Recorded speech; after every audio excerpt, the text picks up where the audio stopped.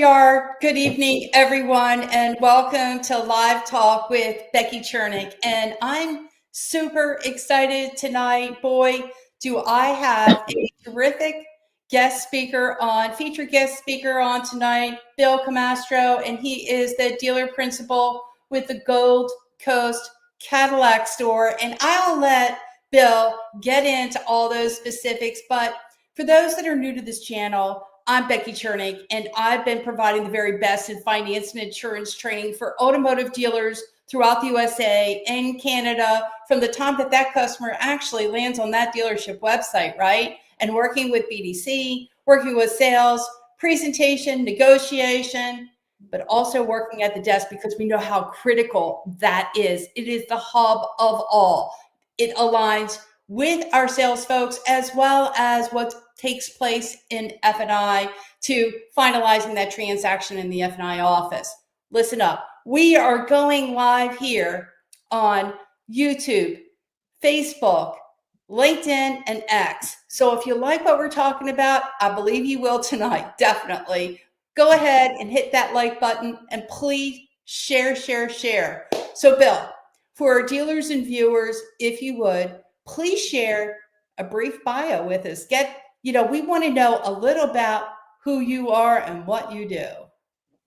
Well, I've been in the business about 40 years. Yes, 40. I'm from that city right behind me, New York City. I grew up in the Bronx, and my family moved north of the city when my dad made his way a little bit in life. I grew up in the Bronx in row-style housing, 9 brothers and sisters, 2 bedrooms, 1 bathroom. I still know how to make a peanut butter and jelly sandwich if life requires me to, and I would do so if I had to. Fortunately, I haven't made a lot of peanut butter and jelly sandwiches lately. I actually started in the car business because when I was 21 years old, didn't have a lot of money. I didn't have a car, and I couldn't go on dates because I didn't have a car to take girls out. So I read an ad in the paper.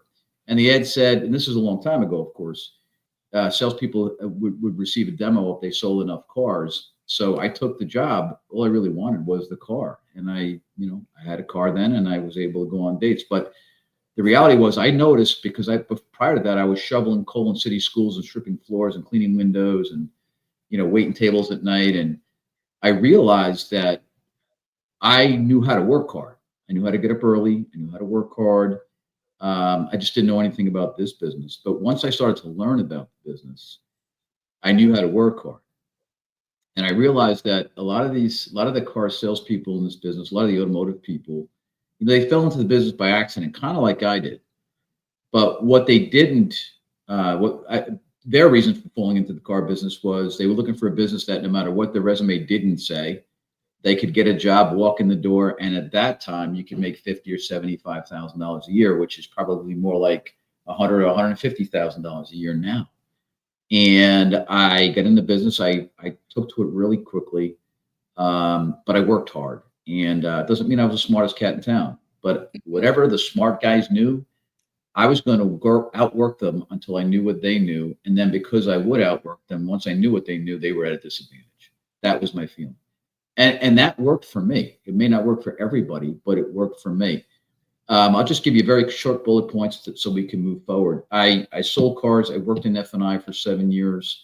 Wow. I worked as a sales manager, general sales manager, general manager. Have owned several stores over the past probably 10, 12 years. I had the good fortune of being with the first company that went public in the automotive industry. I was with the United Auto Group. Before it went public, after it went public, learned what stock options were about, learned what publicly traded companies were about, and I was on the ground floor. I ended up being transferred all over the country to run platforms, failing platforms, restructure, help earnings per share grow, which made my stock options grow, which was a real windfall for me personally. And I ended up spending 20 years in the public sector working for Penske, AutoNation / Penske, Group 1 for 7 years. I was a regional vice president for AutoNation. My office was in Chicago and Lincolnshire, and I ran as many as 40 stores over 8 states. And then I got out of the public end of the industry and went back into the private sector. Spent a lot of years with Lexus and Toyota. And then I became an owner slash dealer. Fortunately, I have one of the best partners on the planet in Sarah Automotive Group. Joe was Oh the, yeah, yeah. and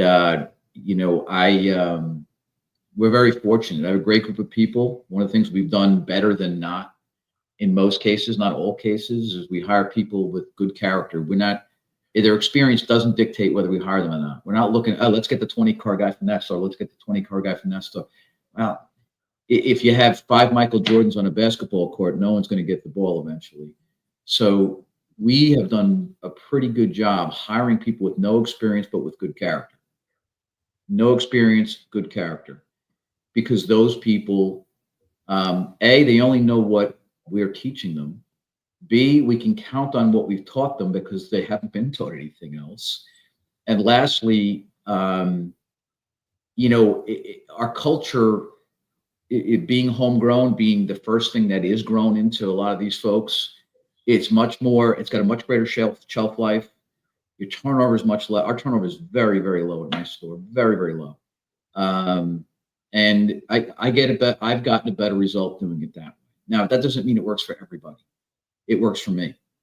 And at Gold Coast Cadillac, we've been fortunate. We've been dealer of the year for the last 5 years consecutively, including this past year. We're number one in the Northeast region. And I give all the credit to my people. They really deserve it. They work hard. They don't have to do everything I say. They choose to do what I ask them to do. They choose to follow my lead. So for that, they deserve all the credit. And again, I'm very fortunate. I've had a great career in the car business. I've had my lows, I've had my bottoms, I've had my tops. Now it's more of kind of, I like this. I like that steady, slow climb that you can count on. And that's kind of where I am in my career at this point. So now I focus more on how can I help other people than how can I help myself. And in the last 5 or 10 years, I've found the more I try to help other people to improve their knowledge and their ability, that for whatever reason, it keeps getting delivered back to my doorstep with a bow on it. So that's my story, and I'm sticking to it, Becky. I like your story. So I had a chance, and as I shared with you earlier on several of our conversations, I was highly impressed because of, some of the podcasts that you shared. And what I like so much about a dealer, and I think we need more of that from our dealers, is being in the trenches and actually being hands-on. I love the fact that you were actually facilitating some of the meetings. And, when we talked, you said, Beck, I'm going to have not just a sales managers meeting, I'm going to have everybody in this meeting. And that certainly really resonated with me because I think that is absolutely critical, that we have everyone on the same page, right? And you Yes. also mentioned that that's something that you strive for. There's no silos in what you do or your departments. No. Everyone is on the same page. That's true. And to that note, I say we, I mean myself and the people that work with me. I like to compete a little bit with my own people. I have a big network of people that I've sold cars to over the years for many, many years. And one of the things I started doing many, many years ago is I put everybody's cell phone number in my cell phone, and I give my cell phone number to everybody. If you buy a car at Gold Coast Cadillac, you get a thank you letter, and it has my personal cell phone number on it. Every single customer sales service, doesn't make a difference who it is. If you haven't had a great experience, here's Bill Camastro's cell phone number, and the salespeople will tell the customer, call him directly. Philosophically, it works in 2 ways, and this has a lot to do with what you just spoke about. If an employee works with us and they're not willing to give that thank you letter to a customer, it's an admission by itself. Okay, you're not process driven, but more importantly, you may have something that you don't want me to know about. But I think the biggest thing that our employees have come to learn over time is I never get upset with anybody who causes an issue and a customer ends up calling me because they received my cell phone number. I never say a word. I resolve the issue, I move on. If the only time I get upset with an employee and have any kind of conversation with them about it is if they don't offer the customer my cell phone number and don't offer them an opportunity to contact me. Because at the end of the day, what does that do to Gold Coast? It lets the customer use social media as their outlet to vent their frustration. It allows them to use a manufacturer survey as an outlet to vent their frustration. And, there is a point where customers get upset enough where they feel like no one's listening to them, and they'll take that route. They will take that route. And to me, retaining my customer is the most important thing. And I can't personally speak to every customer. But if I can't speak to every customer and everybody has my cell phone number, the angry ones will definitely call me. That I know. And if they do, I can turn a lot of those people around and resolve the issues. So we have some comments tonight, which is good. Michael Baker, any best practices you can suggest in knowing good character? So intuition by interview, or what is the recommended psychological profile measures you prefer? I think that's a great question, Michael Baker. Sure. And let's just see what Jeff has to say. Love dealers that don't hide behind the building. Me too, Jeff. I love this guy. I got to tell you, that's what we need more of. I get to the point where I go in some of these stores and, so it's like we have this robust conversation. We're all on the same page. Becky, yes, this is exactly what we need. I get into the store. Next thing you know, they take off and they're going to go, I don't know, to another meeting, go play golf, whatever. And that's not what it's all about. That it's all about when you're involved, and it's all about you taking that personal, way about yourself, that you care, and, you own this too. And I think that's the reason why you don't have as much turnover. Personal cell phone number is strong as an owner, is a major strong as an owner. Listen, so to that note, I'm sorry to interrupt you, Becky. I want to throw something else out there. So we advertise on CBS Radio in New York, a 50,000 watt station in New York City. And I also, some of the people that are on this might remember from Saturday Night Live, Joe Piscopo from Saturday Night Live. He's a local Jersey guy. He's known as Jersey Joe Piscopo. And I do a lot of, if you look at our Facebook, you'll see that he does a lot of social media with me, as does Joe Causey, who's kind of a mainstay for many years in New York. I on their shows, on their live radio shows, I announce my cell phone number to the public. Now, in the greater New York area, New York City itself has 14 million people. The greater New York area, including kind of the perimeter, the radius of 10 miles around New York City, even into New Jersey, there's 20 million people. So on any given day, 10, 15, 20 million people have my cell phone number. And if they don't have it on the first day, by the time 3 weeks goes by and I'm on the air and, we're sending out social media blasts and thank you letters and so on, so on, so on, they tell two friends and they tell two friends. Before you know it, the whole world has an idea of what I'm doing. And I just want to kind of toss this in for those who are dealers that are on the line, or those working dealers or in BDCs. One of the things I do is I make sure everything I do holds hands, meaning our thank you letter has a QR code that our salespeople can QR with the customer's cell phone that takes them right to our appointment scheduler. And they show them how to do that. While they're doing that, what they don't realize is they're teaching the customer how to go to our website on their own, and it's on their cell phone. So what happens is every time a customer goes to my website, it improves my SEO, my search engine optimization. Every video I do, every cell phone video, if you look on my LinkedIn account, you'll see these cut phone videos that I do on Instagram, on YouTube, and on TikTok. It increases my search engine optimization. And my cell phone number and me are always in those little videos. And people make their comments, and there's always a knucklehead here and there that wants to say something crazy.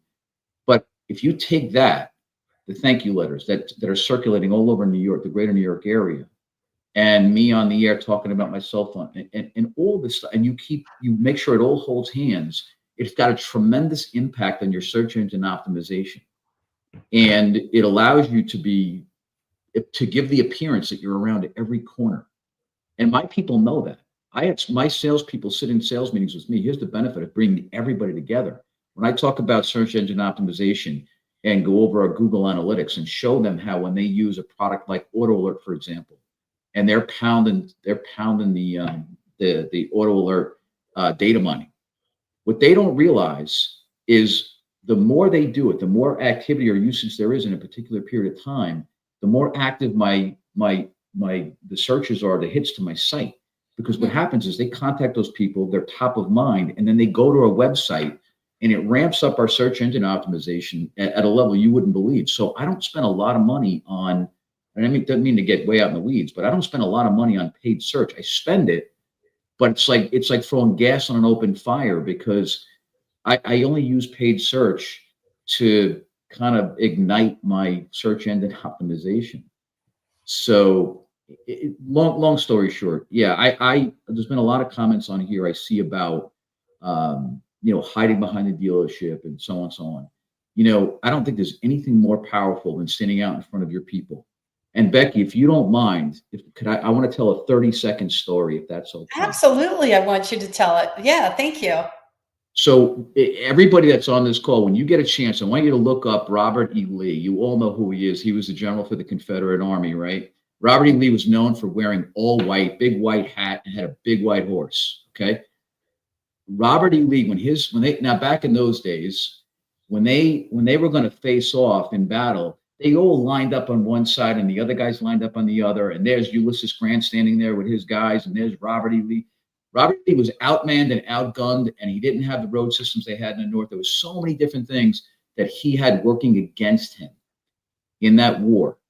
But he was a master strategist. By the way, Robert E. Lee and Ulysses Grant both went to West Point, both graduates of West Point. Okay, and they ended the war, the two of them. Robert E. Lee used to take his big white horse and his big white coat and his big white hat and his long white beard, and to show intimidation to the North, he would slowly prance before they were ordered to fire on either side. He would slowly prance with his horse up and down the front line of his men, out in front of them, daring the North to shoot at him. And oftentimes they did. He got nicked a couple of times, but oftentimes not hit. And candidly, the other side, they really weren't interested in taking him out, because you always want to catch the general and bring him to the table and make him kind of concede. Yeah. But this was the way he showed his men that A, be fearless, B, you might get killed anyway, but you know what? We got to go down fighting. So I'm going to stand out in front of my men before the first shot's fired. That was Robert E. Lee. That's why the South advanced so far north. Do you know where the Mason-Dixon line is? Yeah. It's the southern border of Pennsylvania. The Mason-Dixon line is the southern border of Pennsylvania. That's the true Mason-Dixon line. That's where they got to. I guess I thought it was Maryland. Yeah, it is Maryland. Well, Maryland borders Pennsylvania. Yeah, it's unbelievable. So to me, not standing in the back, I don't want to be a general who sits back in the tent eating grapes and drinking wine while my guys are getting shot at. Exactly. Because if you want their loyalty, take the bullets, handle the angry customers, save them from the angry customers, get a deal boy. It doesn't mean you spend your whole life doing that, but I have my F&I guys once a week, at least, maybe twice a week. Bring me every deal you can't get bought. I don't care, but I want to know right away. Bring me the credit bureau and bring me the customer's credit application, the callbacks from the bank. I'll pick up the phone and I'll make a call myself. If I can't get it bought, you can't get it bought, we can't get it bought. On to the next. But there's a sense of camaraderie you built, and a sense of one for all when you do that. I think the most difficult part for everybody in this business, which was difficult for me for a long time, we think a promotion is a reward. It's not a reward. Okay. When you get promoted, you get paid more money. You don't get paid more money to do less. Okay. I know this is earth shattering, but you don't get paid more money to do less.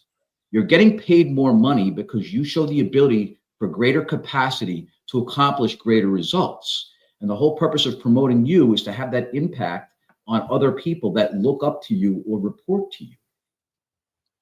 That's what that's for. So if all my best people are people I've promoted into certain positions, and I've had this conversation with my managers many times, if you and you are my best closers, if you and you are my best closers, then why are the salespeople going as far as they can go until the customers run out the door, and you're standing at your desk watching them walk by, and you think that we did everything that we could?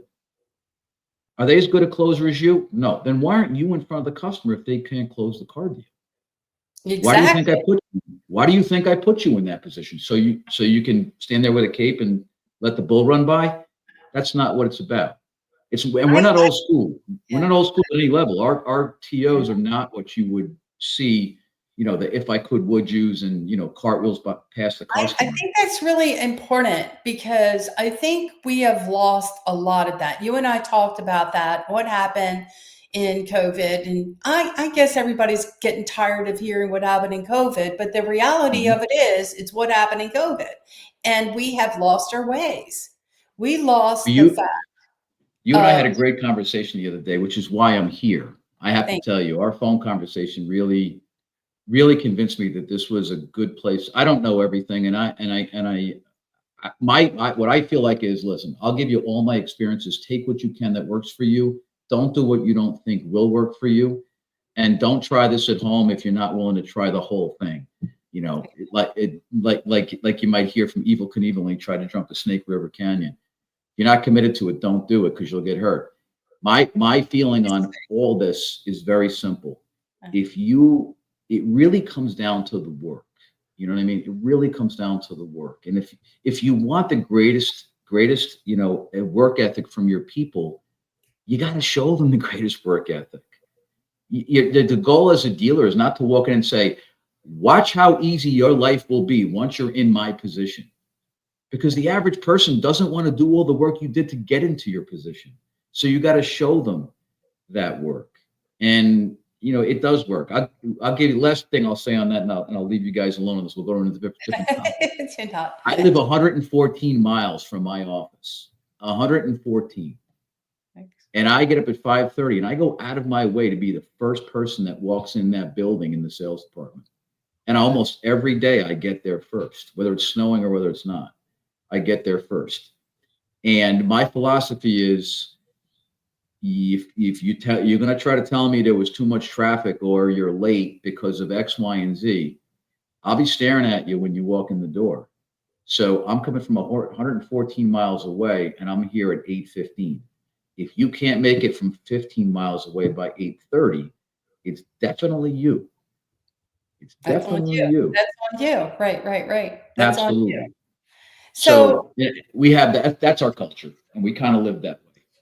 I think, okay, so I like the fact that you live and breathe by example.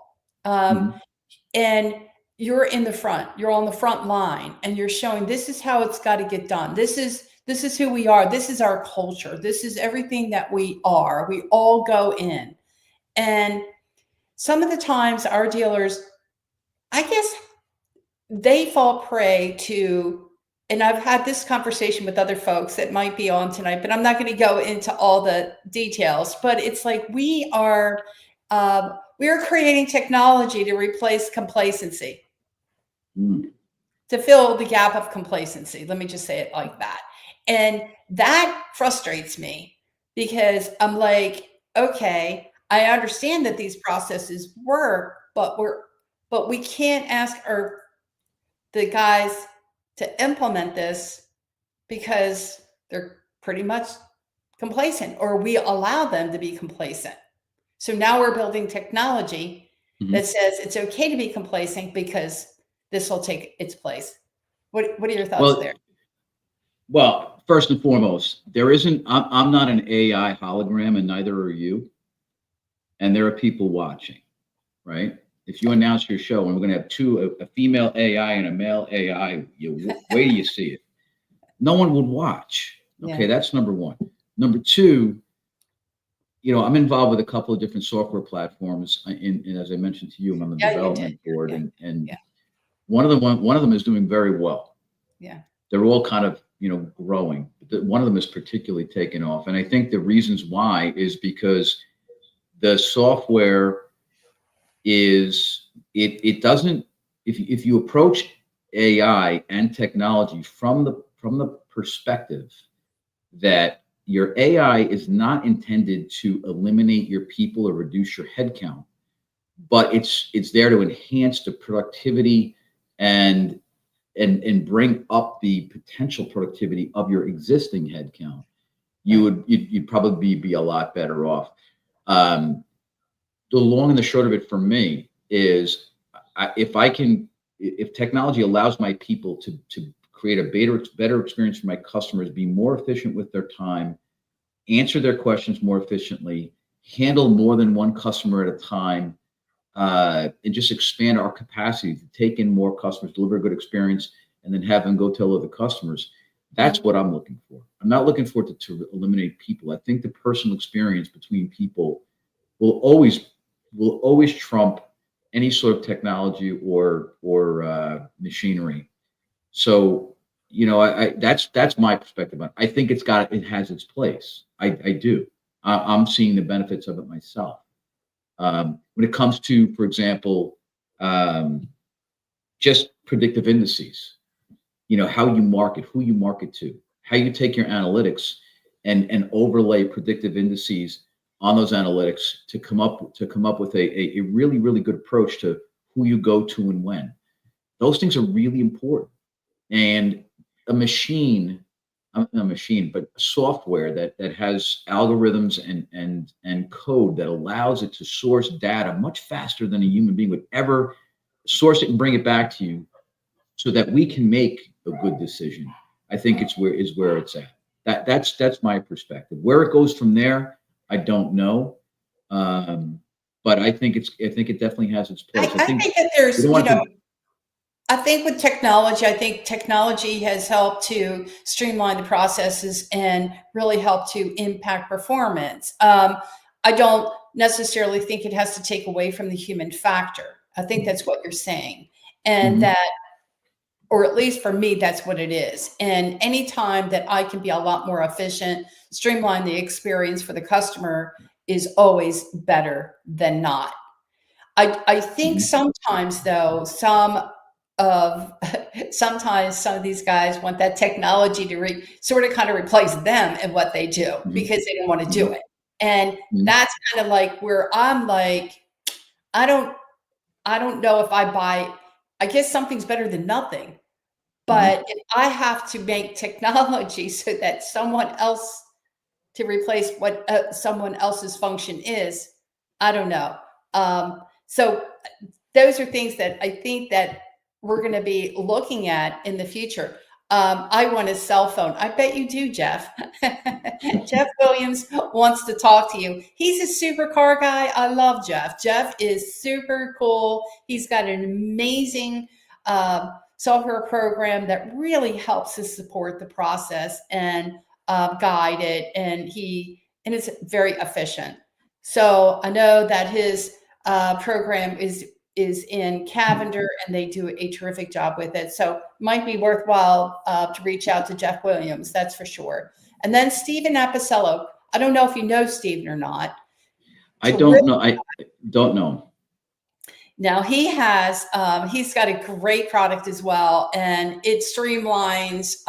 It actually connects that customer after the sale. And it provides customer with more information when it comes to service, or even getting products back in front of customers that didn't purchase those service contracts. So customer's life cycle is earned at every touch point before, and during, and after the vehicle sale. Technology, process improvement, and human engagement must work together to achieve the best customer experience. I got to tell you, Stephen Apicello, I love what he has been able to do in streamlining and getting that servicing. And I know you have great absorption rate at your store. You have a tremendous amount of retention.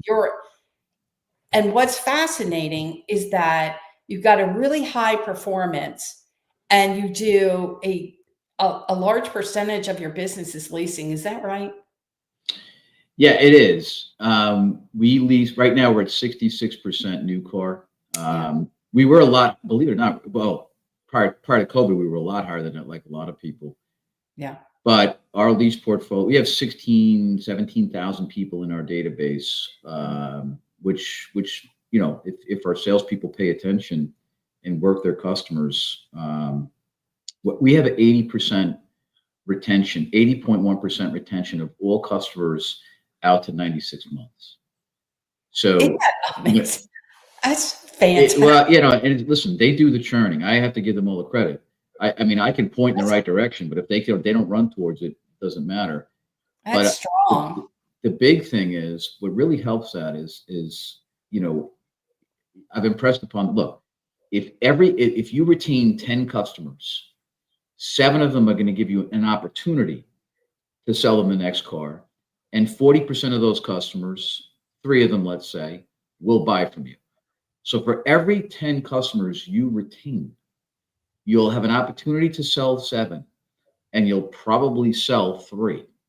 So if that formula or something that approximates that to you, some people it's 2, some people it's 4, within 1 or 2 either way of that number is probably what's going to happen industry wide if you retain it starts with the retention. So that being said, customer retention should be one of the top 2 or 3 things we look at.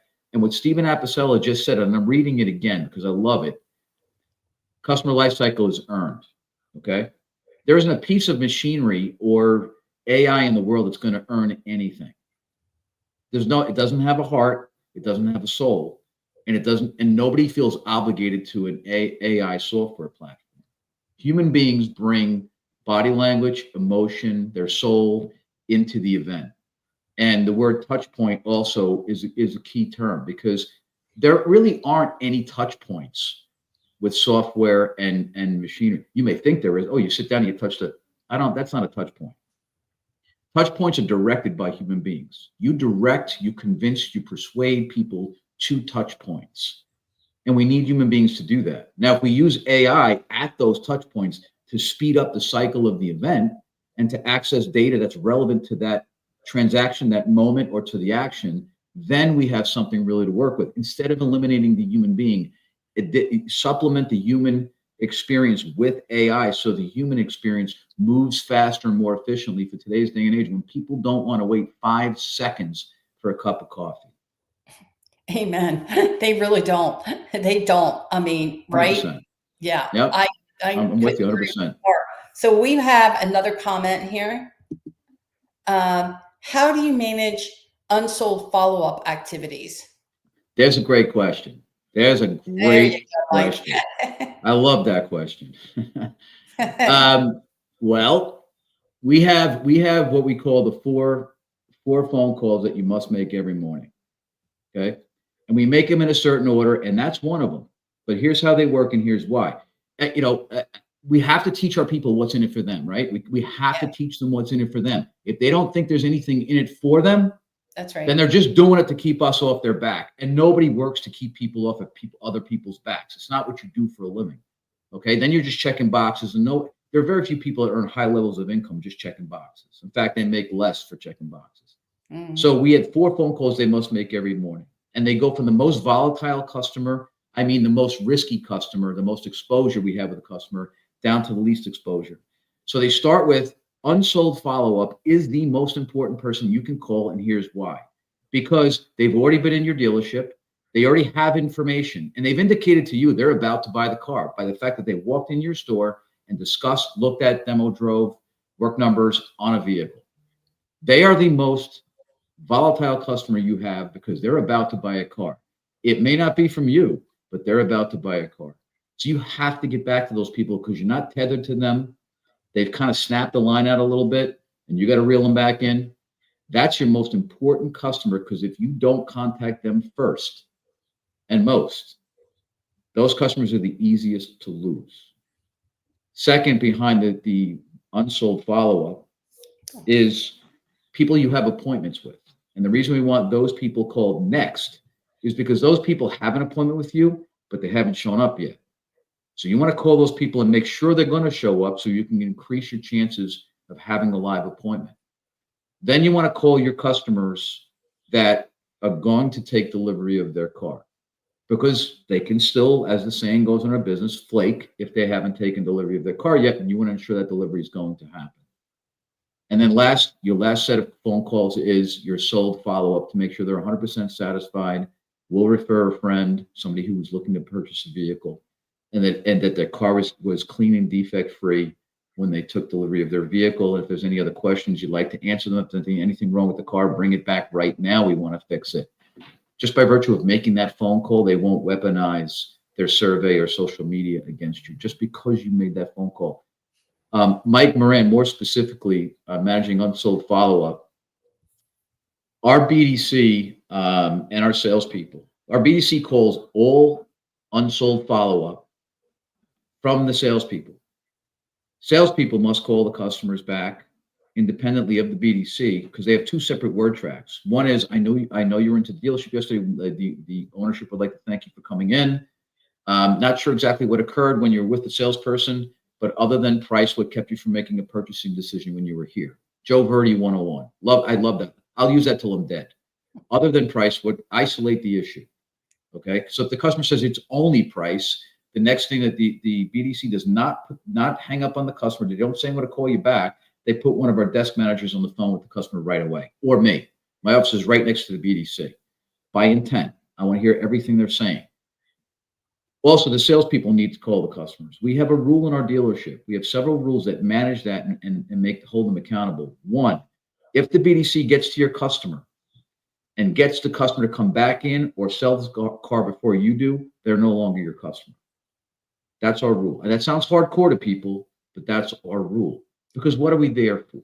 If you walk in the morning, the BDC's first hour of the morning, they're handling inbound fresh leads from the night before.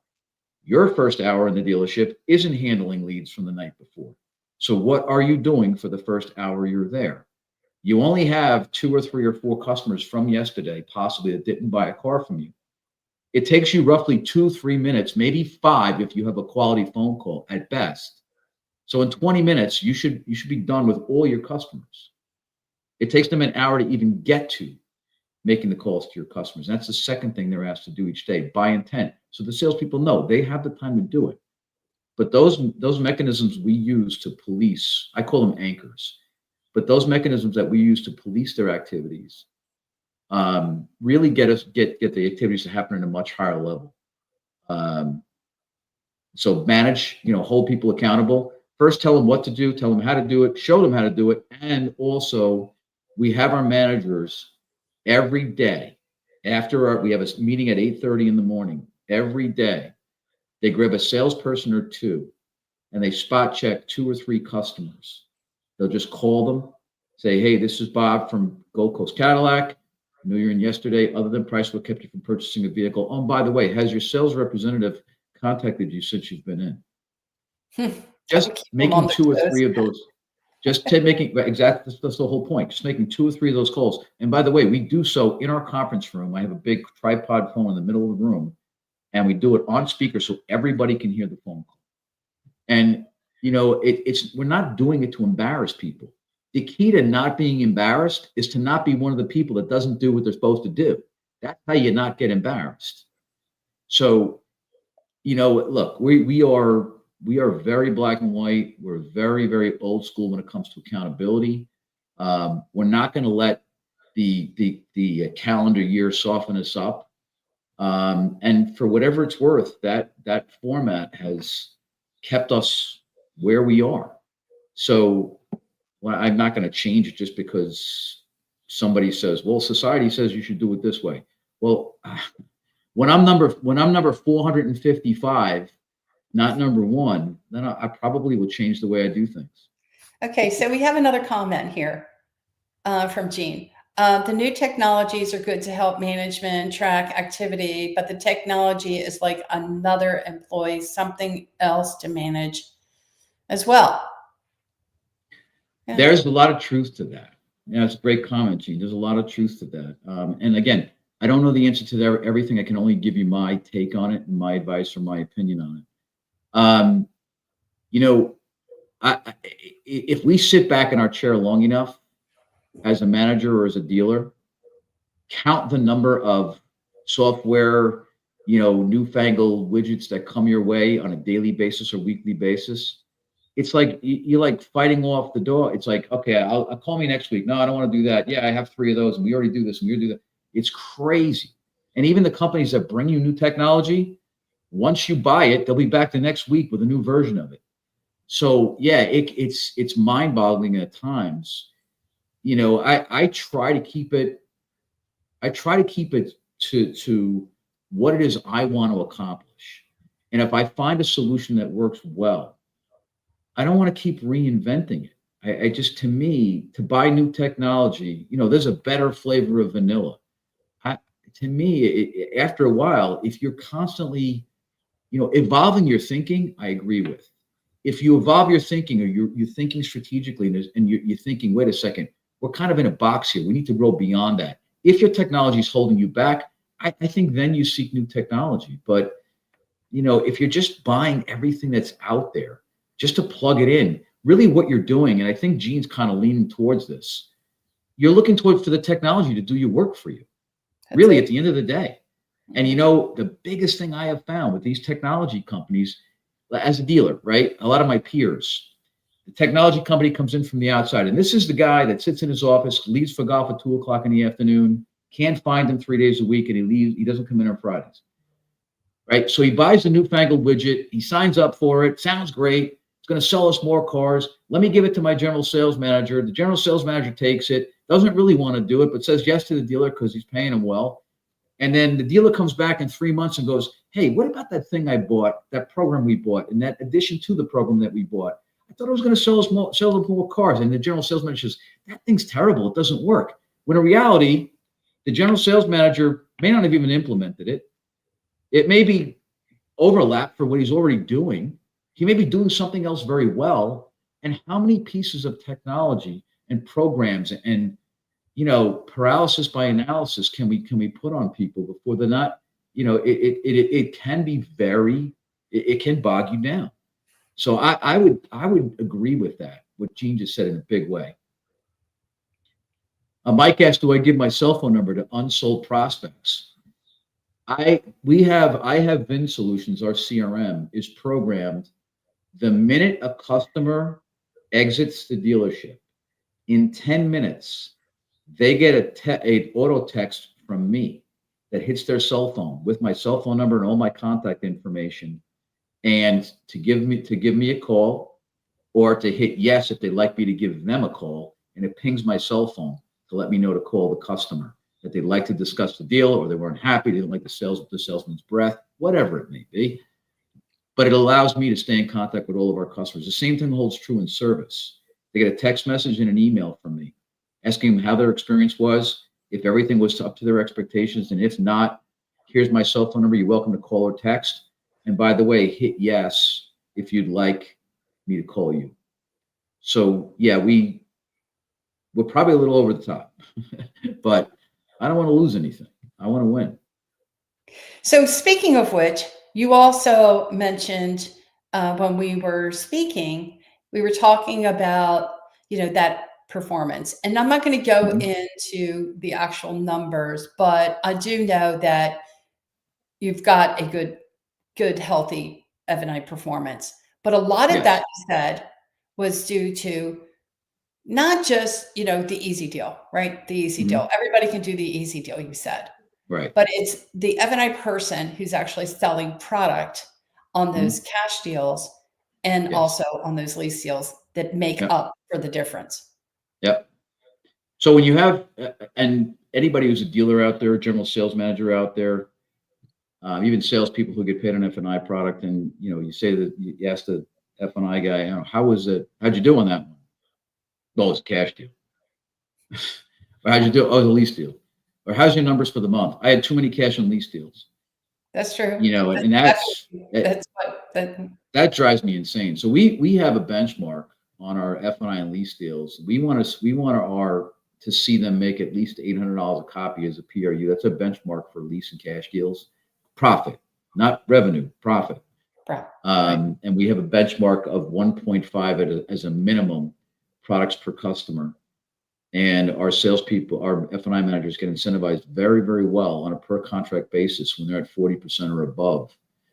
So, but my philosophy is, if we worked, if you're selling products on cash deals and on lease deals, you're selling product for value, because you have to tell the customer right up front, here's what it costs, here's what it does for you. Or if you just tell them, here's what it does, the customer's going to say, what does it cost? But those two things are definitely going to happen, because they're going to write a check for the full amount of it. It's not going to get buried in a payment, or you can't turn around and say, well, the bank said this is a good idea, so I think you should buy this. It doesn't work that way. You have to sell the value. So if you can condition your F&I people to focus very heavily on selling and incentivize them to sell product on cash deals and lease,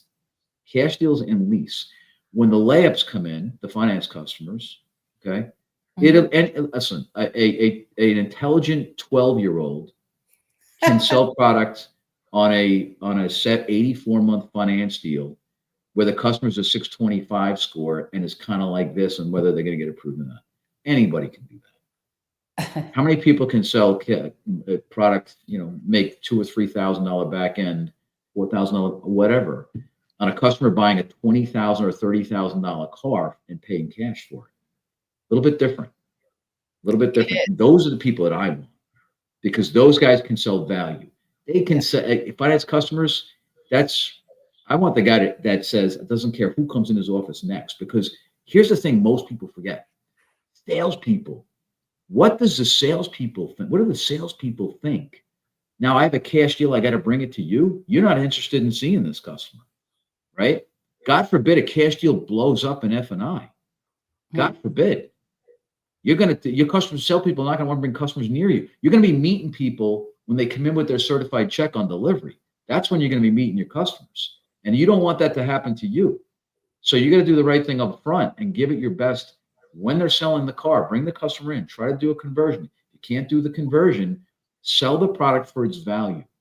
Use the menu, sell the product for its value, but do so somewhat more on an a la carte, value-driven, value price proposition. Because if you don't do that, your PVR is not, you can't do $2,400 a copy like they're doing in my store right now and be at $200 a copy in cash and lease deals. You can't. It's physically impossible, because it's half your business. You can't physically do it. So you need to do that $600-800 a copy to be between $2,000 and $2,400 a copy, because those cash and lease deals are really what costs you or makes you. It's half your business. Focus on it. Work on your bottom. So here's the thing. I imagine in your store, where some stores I've struggled with. I pointed out cash PVR and the importance of let's look at that. Let's look at all the numbers. Why is there a goose egg on cash? Why is that even acceptable? It should never be acceptable. It's just telling me that we're not presenting 100% of the products to 100% of customers all the time, because if we did, somebody would buy something, right? Right. So 100%. Your culture is that every customer is getting TO'd to F&I come heck or high water. Yes? Oh, yeah. At point of sale. Off-site deliveries, everything. Because that's how it happens. You can't have your cake and eat it too. Like customer's cash deal, sorry, didn't have time, didn't get the TO, we have a check in hand. How does that work? Our F&I guys are required to call off-site customers. Okay, they write a deed. We take a deposit over the phone or a credit card authorization. The F&I managers are required to call the customers that day, and go. And in our process, quite candidly, is we call them business managers. We don't call them F&I managers. But for layman's terms, for everybody that's here, we call them business managers. But their process and how we present to our customers is, and our salespeople present just this way as a TO. Now you're going to meet my business manager. Please listen closely, because everyone that does comes out happy. That's all. That's all we say. We don't want our salespeople seeding the environment, because we don't know once the customer starts to back off and says, I don't want any of that crap, the salesperson is going to become an advocate for not buying any of that crap because he doesn't want to lose his car deal. I don't want to take a chance of that happening. And everybody wants to be happy, right? I think if I ask everybody that's on this call right now, send in a yes if you want to be happy. The answer is everybody. So when you tell a customer, please listen closely, everybody comes out happy. You've spent 2 hours with me, and the endorsement you've given me is you're buying a car from me. So if I tell you you're going to come out happy when you come out of there, I can leverage my relationship with you and get you to pay attention to the F&I manager, because the thing he needs most from you is to pay attention to what he's saying. And that's the best way to, in my opinion, to get it. And you know, again, at the end of the day, if you're you're an F&I manager or business manager, and you impress upon your salespeople, I'm going to speed up this process for you. I'm going to get your commission to you faster. And you're not going to lose your commission because your customer sits down in front of me. And try to be as much interested in retaining the customer with your persona, not with your numbers, with your persona, than anything else, and solidify the deal. You know, Becky, when you and I started years ago, and me much longer than you, Oh, sure. when you started in F&I, you were told two things. Your first job is to dot the I's and cross the T's, protect the company's interests, and make sure you firm up the deal. And I'll never forget when I went to F&I training school, and they told me, I said, wait a second, I took this job because I'm supposed to make a lot of money. Well, you are, but you got to protect the dealership first. And here's what most F&I people forget. While you're firming up the dealer's interests, while you're protecting the dealership, while you're following compliance, while you're firming the deal up, you know what you're doing with the customer? You're gaining so much credibility that they have to say yes to you when you do begin to sell. The worst thing you can do is sit them down and start selling the minute they walk in, because then they see you as a blender. They walk in and you just get chopped up in there. You don't want them to think that. So you gain credibility by making sure the driver's license is correct, that the application is filled out and it's legible. Let me dot the I's, cross the T's, and this is what you're paying with. Yes. I want to look at your credit application. Did you put your gross or did you put your net? Because it's important to put your gross, because that's what you're really making. How you choose to have your withholding is up to you. The government doesn't get to decide that. Now, they can ask you for it back at the end of the year, but you can certainly afford your car in the meantime. These are things that F&I people, you know, we've kind of lost that art. Maybe COVID had a bad effect on us, but we've kind of lost that art a little bit. The art of persuasion is just the numbers. I couldn't agree with you more. And I didn't mean to cut you off, but no worries. Now you're like singing to the choir. We have lost a lot of the art of the sale, if you will, from F&I. When I was growing up in the business like you, I was taught. My boss told me, not only are you there to protect the dealership assets, but you're there to make that deal better. You make the deal better. I can find anybody and everybody will tell me all the reasons why a deal can't get done. Your job is to figure out all the reasons why it will get done. And so that always stayed with me, right? Because that 100%. Was, but we don't have that as much anymore. We're not getting that information, or, you know, I would fight for a deal, right? So it was like, I wouldn't let my sales manager just give up profit on my deal. I said, listen, if anybody's going to give up profit on my deal, it's going to be me, not you. Right. And I'd be out there and about making sure I got involved. But we don't see that so much now, because everything's taking place up at the desk. We have deals being worked up at the desk. The desk manager's giving this deal to an F&I person and saying, I've got it locked down. This is the lender. Have at it. See you later. And it's more like a clerk today than it is a true manager. And that's a shame.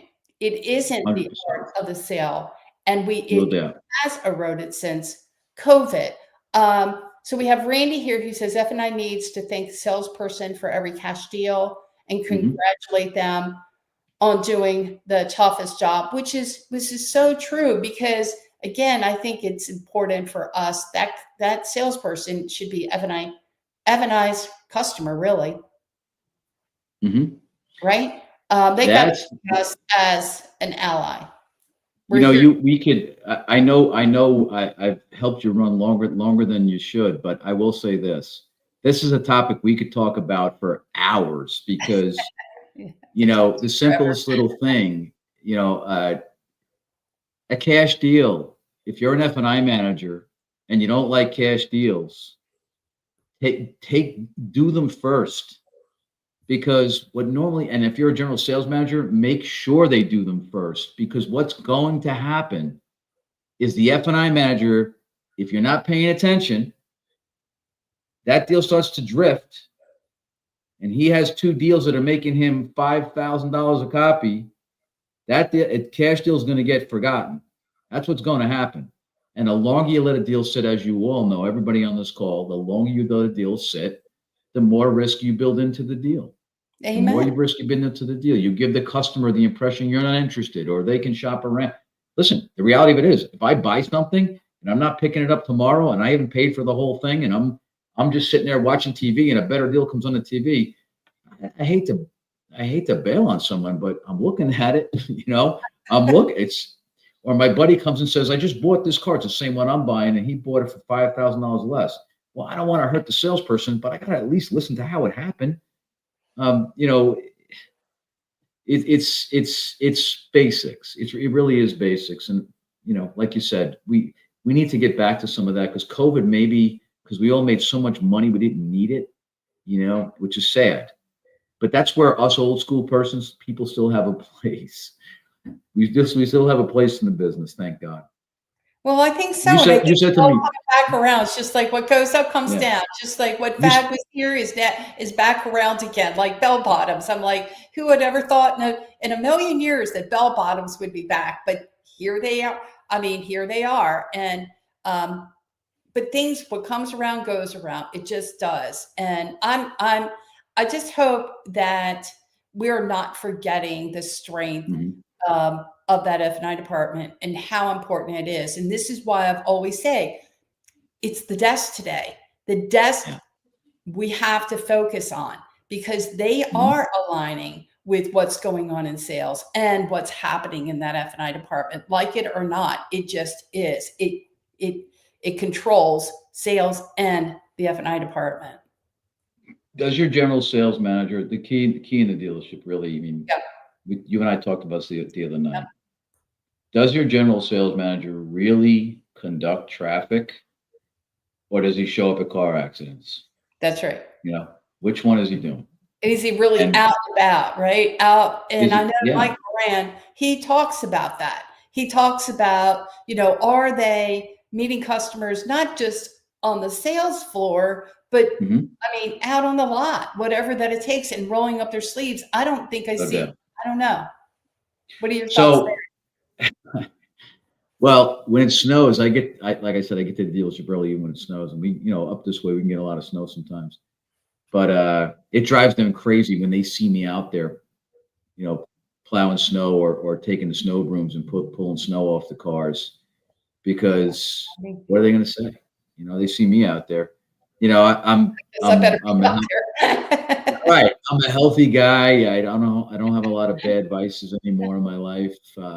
So I remember when I was selling cars, and they're like, "Okay, Becky, here's the shovel. Let's go." And I'm like, "What? Well, if we're going to sell cars, I guess you're going to go out there and shovel snow, aren't you?" I do want to say, the guys that are on this call, the guys and gals, maybe Steven, Mike Moran, and some of the other folks at Jeffrey, they ask great questions. You can tell they're in the car business. You can tell they're thinkers too, which I really admire, because you're thinking your way through improving your career or your business or whatever. I admire people like that, and certainly will much appreciate being in contact or networking with them. My cell phone number is 845-568-7336. It's 568-7336. Area code is 845. Text me, call me. I'd love to hear from you. Candidly, 50% of everything I say came from somebody else. It just made sense, and I keep it. The other 50% is kind of my take on things along the way, and just me, just kind of, you bump your head on the beam enough times, you learn how to duck. Well, I've been around a while, so I dumped on a lot of beams, learn how to duck a lot. But I listen, at the bottom of everything, I'm very passionate about what I do, and I love it. I love what I do, and that does help. To be honest, it does help. But I always try to figure out, is there a better way? Is there a higher level that I haven't gotten to, that I need to get to? In all of these things, and participating with people like yourself, Becky, and and even the people that are on this call. It's very valuable to me. very, very valuable. It helps me to be a better professional, helps me to learn. Even when sometimes you ask me a question, the answer doesn't come right to me. It bugs the hell out of me. And I got to go look it up after you get off the I call. might have to go ahead and plug the heck out of you somehow, some way. Sure. Anytime. I love to learn. Hey, Bill. I love to learn. Yeah, well, you're terrific. And again, guys, I want to thank everyone for being here with us tonight. And Bill, thank you so much for your time. And Glad to be here. let me see, there might be one last comment coming in. There was a couple of them. I didn't want to Steve Appicello, the growth opportunities for F&I exist beyond the one-time vehicle transaction. How many service contracts a month is our great industry giving away? Which I agree with that, to direct-to-consumer administrators when the dealer's F&I support community fails to provide post-vehicle sales F&I engagement solutions. So there's a lot to be said about that and the importance of getting back in front of the customer when it comes to those solutions, that's for sure. And then we have Mike Moran. Great show, Becky and Bill. Yay. And Becky, thank you. You do a great job. You really do. Listen, anybody that's out there, and I'm going to promote Becky as well. You do a great job. I was very fortunate to have a one-on-one conversation at great length on my 114-mile ride home the other night. I got a lot of insight to the way you think, and above everything else, I'm sure everybody that's listening would agree. Your enthusiasm and passion for what you do is at the top of the food chain, and I listen, for people like that, I would do anything to help them, just keep, expanding their audience. Well, thank you. And I really enjoy this as well. It's really important for me to get the voice out there in the industry in a positive way. So when I had the chance again to listen in to some of your podcasts, I'm like, man, this guy's pretty cool. Who is he? And and I think that is important. And I think people need to know that there are dealers out there that care, because this is a good industry. The automotive industry has been, I've been blessed by it. I have had a great career by it. And in fact, I've actually worked with some terrific dealers along the way and very talented folks. I wouldn't give that up for a second. And of course, you being a Cadillac dealer, I mean, my dad was a Cadillac dealer. So anyway, so I figured that it went well together. And you're really innovative. You're thinking through everything. You're a people person. And that's what the team needs to hear. And Rachel, thank you so much. I appreciate you being on tonight. And again, Randy, thank you so much. Randy is such a cool guy. He is amazing. Thank you, Randy, for being here as well. And Rachel, she is pretty awesome. It's true, Becky. Well, thank you. I'll take it. I'll take it. I agree. It's like you have no idea what it's like to be out here in these lights, but I try to do the best, and I'm learning all the time. So, and it's like everyone, right? Everyone coming together. And that's what's so cool about this industry. And when you can get other folks coming together to resonate, to learn together, it gets pretty cool. So I think for the most part, I was able to introduce you to some really good folks. And I hope that no doubt. Reach out to Bill, because I got to tell you right now, he's super cool if you haven't realized already. So thank you again for the compliment. Becky, thank you for having me. I appreciate it very much. It was a pleasure, guys. Thank you again. Have a good night.